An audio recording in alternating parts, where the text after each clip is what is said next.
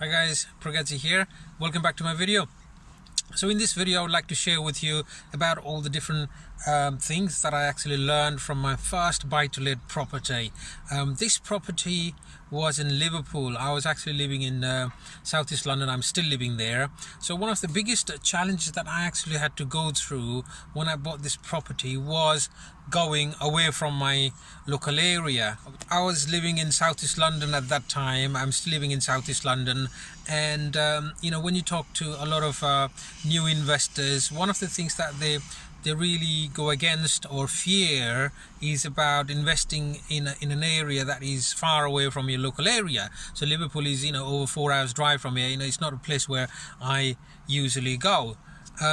So that took a lot of courage for me actually to do that, which I'm glad I did, because through that investment and through other investments that followed on, I've learned a lot of things, which I'm happy to share with you through videos and through face-to-face meetings and networking events and all that. So so that is one thing that I learned, that investing away from your area is not as bad as many people talk about. It's not as difficult or risky. It could be equally risky as investing in an area which is nearby, because at the end of the day you want to free your time, and it's the managing agents who will be managing your property, whether it's an hour's drive away or whether it's a 6 hours drive away. So you just got to make sure that you pick a good managing agent to manage your property.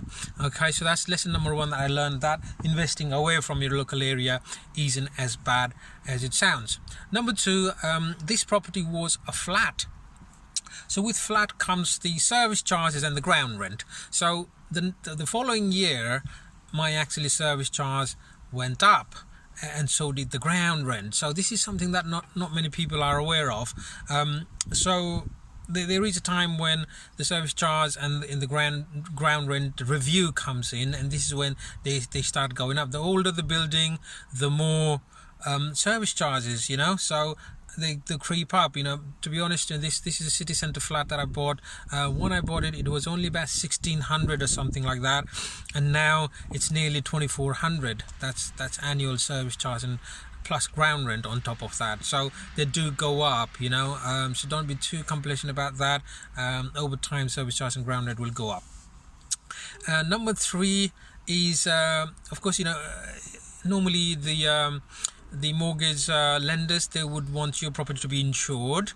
So if it's a house, then you need insurance for the house, okay, building insurance. So with the flats, you don't need to have a separate building insurance, because in the service charge is also included your the building insurance. So that's a bit of a benefit there, so that could be somewhere around £100-150 maybe a year, so which is actually included in the service charge, and this is the case with most of the flats.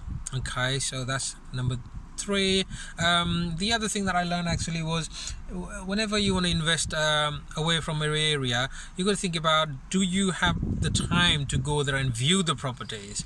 Okay, so and there comes a time where ideally you want to actually viewing a property every week. It could be 5-10 properties every week, and if these properties are really far, then it's not practical. You can't go there, you see. So, and then I came across this website. It was called Viewer, VIEWER.co.uk, and they provide remote viewing services, where they do viewing for the investors, and they do a full report, and you just pay per viewing, or they've got all different plans. And then I found out that there are other websites as well.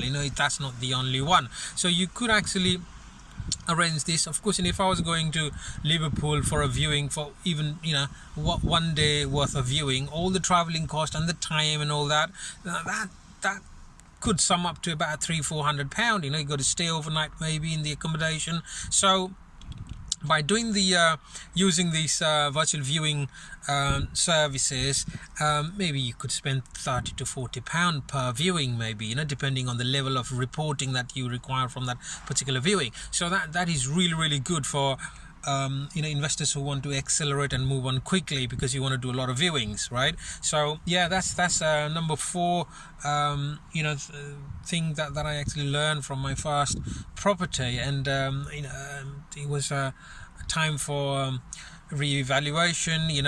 My mortgage term was coming to an end, and I had bought that property for 150, and just in 4 years time it was already 170 plus, which is great. This is a city center apartment. So the prices do go up as well.